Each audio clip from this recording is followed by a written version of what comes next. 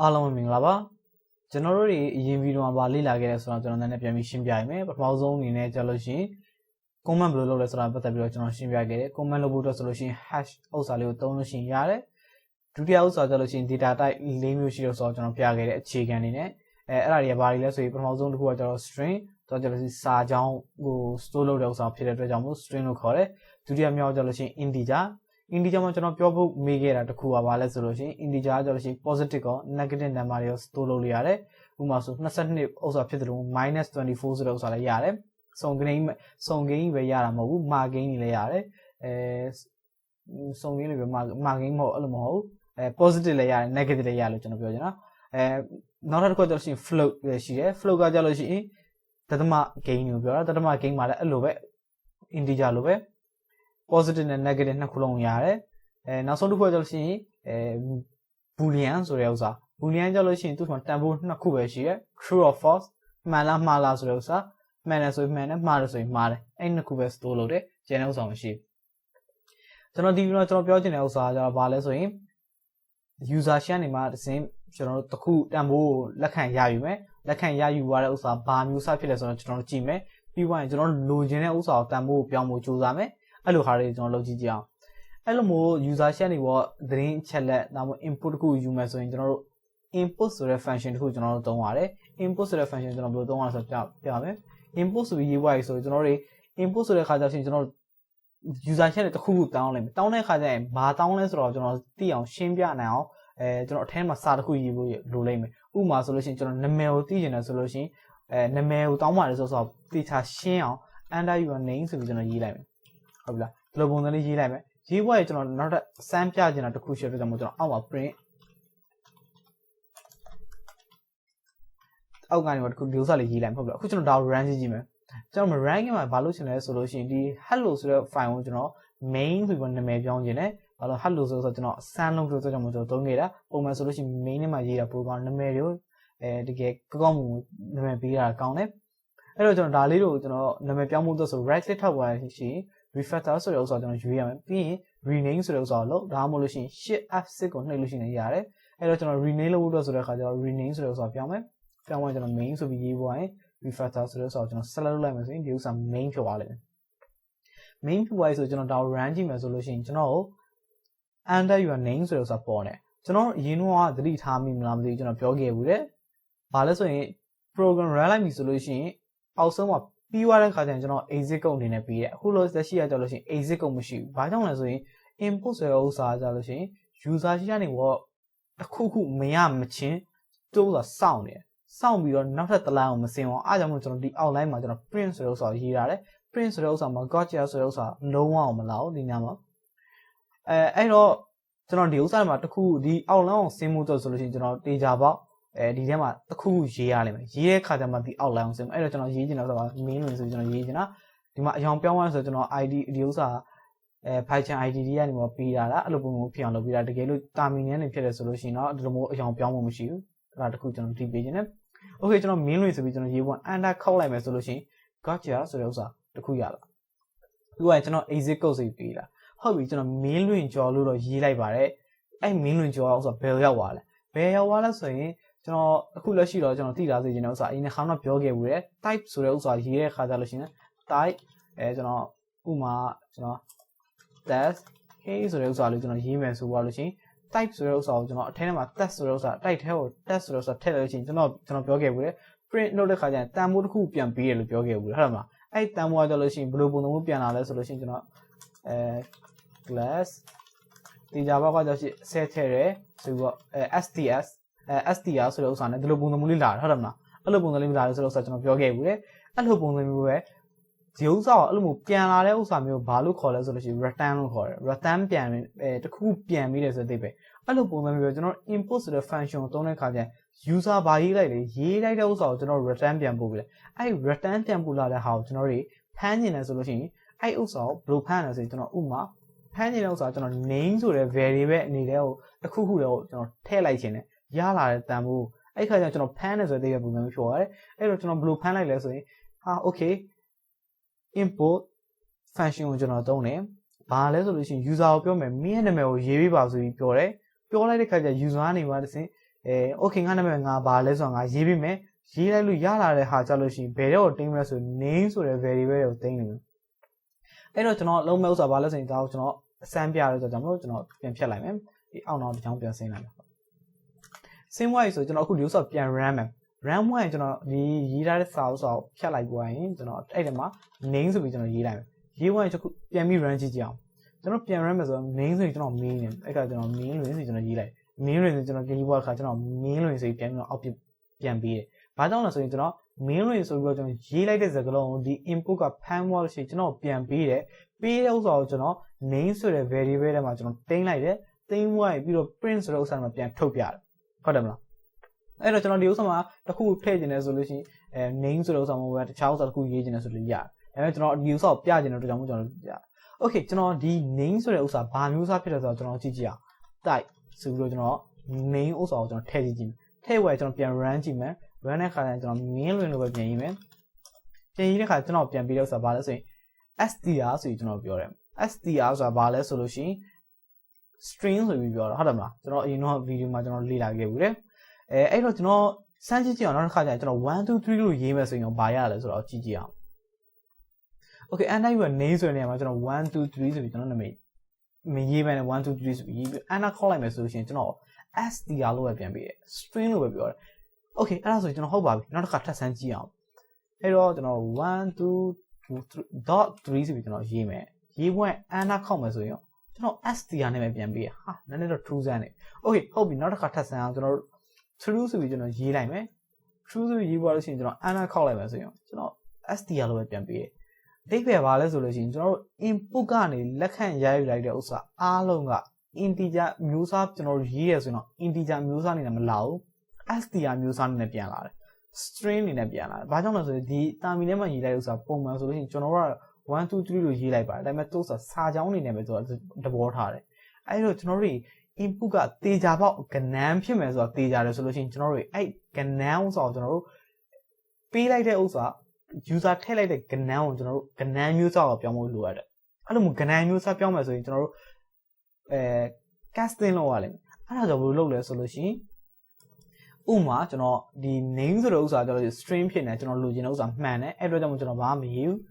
းကျွန်တော် a ဆိုပြီးတော့တစ်ခုရေးမယ် input how are you ဆိုပြီးကျွန်တော်ရေးလိုက်မယ်ဟုတ်ပြီလားဒီဥစ္စာကျကျွန်တော်တေချာပေါက်သိနေတယ်အဲ့တော့ကျွန်တော်ဒါခဏဖြတ်လိုက်မယ်အပေါ်ကစာတစ်ကြောင်ဖြတ်သွားလို့ရှိ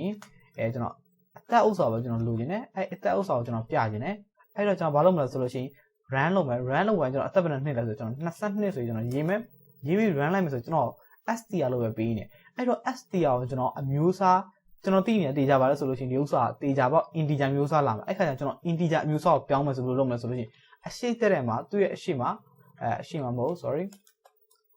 အရှိတဲ့မှာ in ဆိုပြီးရေးလိုက်in ဆိုပြီးရေးပွားရေးဆိုလို့ရှိရင်သူက function ဖြစ်တော့ကြောင့်မလို့ကျွန်တော်ဒီဥစ္စာ function မျိုးစားဖြစ်တော့ပြီလားအဲ့တော့ကျွန်တော် မျက်စိမနောက်တော့အောင်ကျွန်တော်ဘာလုပ်မလဲဆိုလို့ရှိရင်ဘာလုပ်မလဲဆိုရင်ကျွန်တော်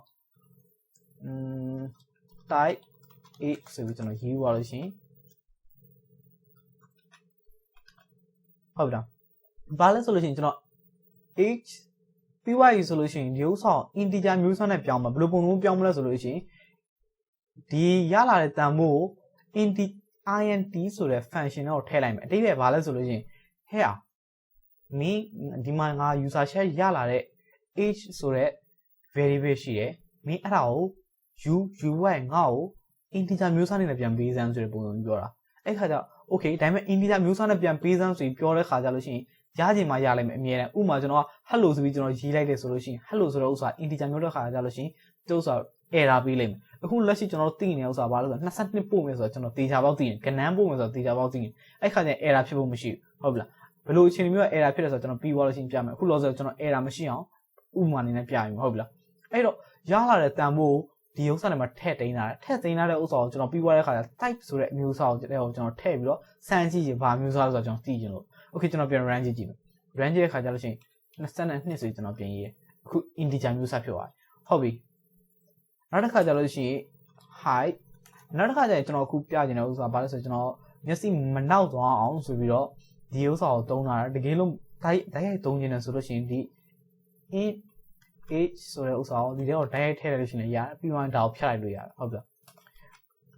လားဒီတော့နားလည်လိမ့်မယ်ထင်လို့ဆိုကြမှာကျွန်တော်ခုနရေးတဲ့ပုံစံဖြတ်ပြီးတော့ဒီလိုမျိုးတန်းပြီးထည့်လိုက်မယ်နောက်တစ်ခါကျကျွန်တော်လုပ်ချင်တဲ့ဥစ္စာကြလို့ရှိအရက်ကိုမေးနေတာ height ဆိုတဲ့ဥစ္စာinput ပြီးသွားပြီဆိုလို့ရှိရင်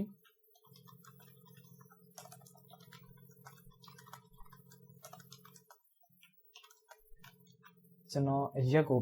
ထည့်လိုက်ပဲထည့်သွားပြီဆိုလို့ရှိရင်ဒီခါကျရှင်အပုံစံအခုနောက်ပုံစံအတူတူပဲ print type မျိုးစာကိုကျွန်တော်ကြည့်ချင်တယ်ဘာ type မျိုးစာကြည့်ချင်တယ်ဒီခါကျလို့ရှိရင်သူကဒသမအနေနဲ့လာလိမ့်မယ်ဟုတ်တယ်မအဲ့ခါကျကျွန်တော်ဘာလုပ်မလဲဆိုတော့ float ပြီးသွားပြီဆိုလို့ရှိရင်ကျွန်တော်ထည့်ချင်တယ်ဆိုတာ height ဖြစ်တော့ကျွန်တော် height ဆိုပြီးကျွန်တော်ထည့်လိုက်မယ်ပြီးသွားပြီဆိုလို့ရှိရင်ကျွန်တော်နောက်တစ်ခါတစ်ခုထပ်ထည့်ယူမယ်ဘာလဲဆိုလို့ရှိရင်single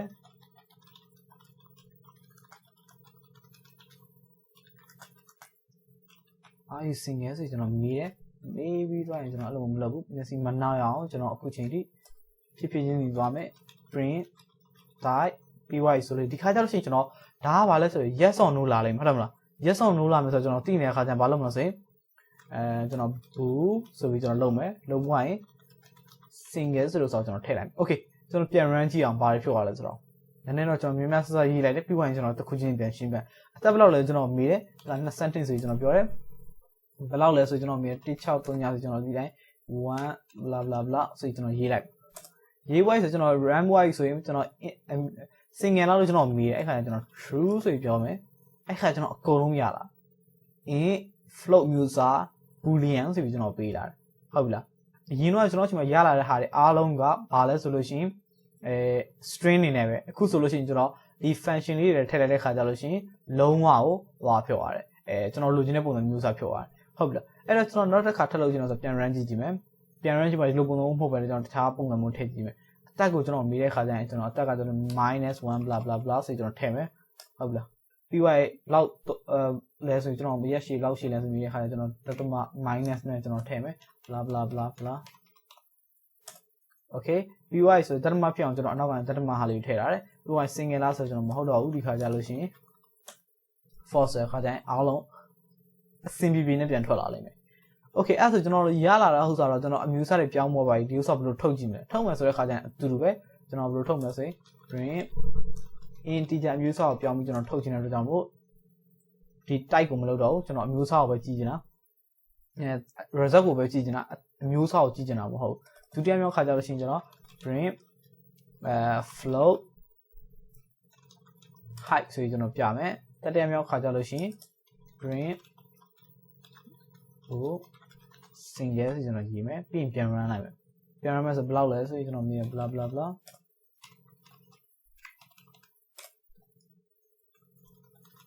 true ဆိုပြီးလို့ရဆိုကျွန်တော်အခုလက်ရှိမှာဘာလဲဆို15ဆိုပြီးကျွန်တော်ပေးတယ်ပြီးသွားဆိုအမျိုးအစားဘာလဲဆိုတော့ကျွန်တော်ပေးတယ်ပြီးသွားဆိုလို့ရှိရင်ကျွန်တော်ဒီမှာရေးလိုက်တဲ့ဥစ္စာကို string ဖြစ်အနေနဲ့ပြန်လာတဲ့ဟာကိုကျွန်တော် float အနေနဲ့ပြောင်းပြီးတော့ပြန်ပေးတယ်နောက်ပါလို့ရှိရင်ဒီ float ဥစ္စာကိုကျွန်တော်ပြတယ်ဟုတ်လား float ဖြစ်ကြောင်းပြတယ်ပြီးရင် true ဆိုတဲ့ဥစ္စာကိုလာတယ် true ဆိုပြီးကျွန်တော်ပေးလိုက်တဲ့ဥစ္စာကို true ဆိုပြီးတော့ပြတယ်ပြီးသွားလို့ရှိရင်အမျိုးအစားဘာဖြစ်လဲဆိုတော့ကျွန်တော်ပြတယ်ဟုတ်လားဒီဥစ္စာကဘာကြောင့်ကျွန်တော်တို့အရေးကြီးသလဲဆိုလို့ရှိရင်ကျွန်တော်အပေါင်းတို့အမြောက်စားလာတဲ့ခါကျလို့ရှိရင်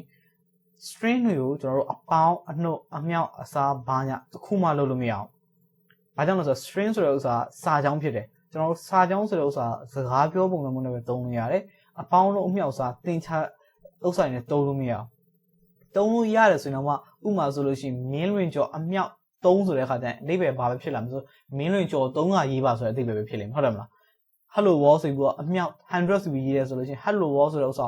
ာအကျဉ်း100ရေးပြီးပါဆိုတဲ့အဓိပ္ပာယ်မျိုးပဲဖြစ်လိမ့်မယ်အဲ့တော့ကျွန်တော်အပေါင်းလုံးအမြောက်စားလုပ်လို့မရအဲ့ဒီအတွက်ကြောင့်မို့တကယ်လို့အပေါင်းလုံးအမြောက်စားလုပ်ဖို့လိုတယ်ဆိုလို့ရှိရင်ဒါမှမဟုတ်လို့ရှိရင် status ကိုတခု boolean လားဘာလားအပေါင်းလားအမှ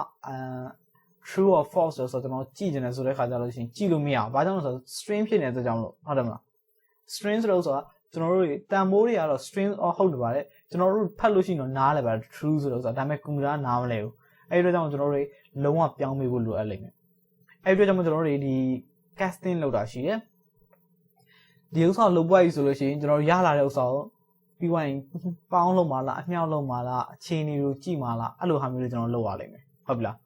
အခုကျွန်တော်ဒီဗီဒီယိုမှာကျွန်တော်ဒီဥစ္စာကိုဒီနားလောက်ထိပဲကျွန်တော်ရက်လိုက်မယ်နောက်ထပ်ဗီဒီယိုကြလို့ရှိရင်ကျွန်တော်တို့ user channel တွေမှာတစ်ဆင့်ဒီဥစ္စာတွေကိုယူလို့ရပါပြီဆိုတဲ့အခါကျတော့ဘာလုပ်မလဲဆိုရင်နောက်ဗီဒီယိုမှာကျွန်တော် calculator ဘယ်လိုမျိုးလုပ်လဲဆိုတဲ့ဥစ္စာအခြေခံလေးနဲ့အပေါင်းတို့အမြောက်စားလေးနဲ့ဘယ်လိုမျိုး calculator လုပ်လဲဆိုတော့ကျွန်တော်ပြပေးမယ်ဟုတ်ပြီလားဒီဗီဒီယိုကျွန်တော်ဒီနားမှာရက်လိုက်မယ်အားလုံးနားလည်လိမ့်မယ်လို့ထင်တယ်ဘာလို့ဝါရလဲဆိုတာလေးကိုလည်းကျွန်တော်ပြန်ပြီးနောက်တစ်ချိန်ပြန်ပြီးရှင်းပြရမယ် okay ဒီ import ဆိုတဲ့ function ကကြောက်လို့ရှိရင်ဘာလဲဆိုရင် user ရှင်းနေမှာတစ်ဆင့်တစ်ခုခုလက်ခံရယူတာဥပမာဆိုကျွန်တော်နာမည်ပဲဖြစ်ဖြစ်ဒါမှမဟုတ်အသက်ပဲဖြစ်ဖြစ်ဒါမှမဟုတ်လို့ရှိရင်အရက်ပဲဖြစ်ဖြစ်ကျွန်တော်ရဲ့single လား single မဟုတ်ဘူးလားဆိုတဲ့ဥစ္စာကိုမေးတာပဲဖြစ်ဖြစ်ကျွန်တော်လုပ်တဲ့ခါကျရင်သုံးတယ်ပြီးရလာတဲ့ဟာတွေအားလုံးကဘာလဲဆိုလို့ရှိရင် string မျိုးစားဖြစ်တယ်အဲ့တော့တစ်ခါရောက်လို့ရှိရင်တော့အဆင်ပြေတယ်ဥပမာ name လို့မဟာမျိုးကြောက်လို့ရှိရင်ဒီဥစ္စာ string နေနဲ့လိုချင်တဲ့ခါကျရင် string ဖြစ်တဲ့အတွက်ကြောင့်မို့အဆင်ပြေတယ်ဒါပေမဲ့အသက်တို့အရက်တို့လူပြိုလားလူငယ်လားဘာလဲဆိုတော့ကျွန်တော် state ဥစ္စာယူရမယ့်ဟာ boolean မျိုးစားတွေကြောက်လို့ရှိရင်အဆင်မပြေတော့သူဥစ္စာ string ဖြစ်နေတဲ့အခါကျအဲ့ string ကိုကျွန်တော်တို့တွေ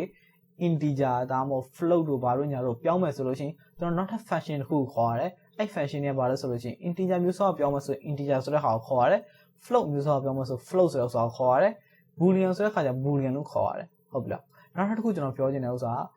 ကျွန်တော်တို့တော့မလိုအပ်ဘူးဘာကြောင့်လဲဆိုရင်ရထားတဲ့ input က string ဖြစ်နေတယ်အဲ့ဒီအတွက်ကြောင့် string ဖြစ်နေပြီလားဖြစ်တဲ့ကြောင့်ကျွန်တော်ဘာမှပြင်မှုမလို့ဒါပေမဲ့လည်းပဲဒီ function ကိုသုံးတယ်ဆိုလို့ရှိရင်str ဆိုတဲ့ဥစ္စာ function ကိုသုံးတယ်ဆိုလို့ရှိရင်ဘာလဲဆိုရင်ရလာတဲ့တန်ဖိုး string ကိုပြန်ပြောင်းလိုက်မယ်ဒါမှမဟုတ်လို့ရှိရင်ကျွန်တော်တို့ဥမာဆိုလို့ရှိရင်အသက်ဆိုတဲ့ဥစ္စာကဏ္ဍကို str ထဲကိုထည့်လိုက်မယ်ဆိုလို့ရှိရင်အဲ့ကဏ္ဍကို string နေနဲ့ပြောင်းပေးလိုက်မယ်တတမ gain ကိုဒီတော့ထည့်လိုက်မယ်ဆိုလို့ရှိရင်တတမ gain တွေကို string နေနဲ့ပြောင်းပေးလိုက်မယ် single ဆိုတဲ့ဥစ္စာကိုကျွန်တော်ထည့်လိုက်တယ်ဆိုလို့ရှိရင် yes or no ကို string နေနဲ့ပြန်ပြောင်းပေးလိုက်မယ်ဟုတ်ပြီလားဒီ function လေးရှိတယ်ဆိုတော့မမေ့ပါနဲ့okay ဒီဥစ္စာတွေကအဲ့လိုမျိုးလုပ်တယ်အဲ့တော့ကျွန်တော်ဒီဗီဒီယိုဒီနောက်မှာရက်လိုက်မယ်အရင်အရှိကြီးဖြိုးသွားပြီလို့ကျွန်တော်ထင်တယ်နောက်ထပ်ဗီဒီယိုမှာကျွန်တော်နောက်ထပ်ဥစ္စာအကြောင်းအထုံးနဲ့ကျွန်တော်ထပ်ပြီးရှင်းပြရမယ် okay အားလုံး see ya bye bye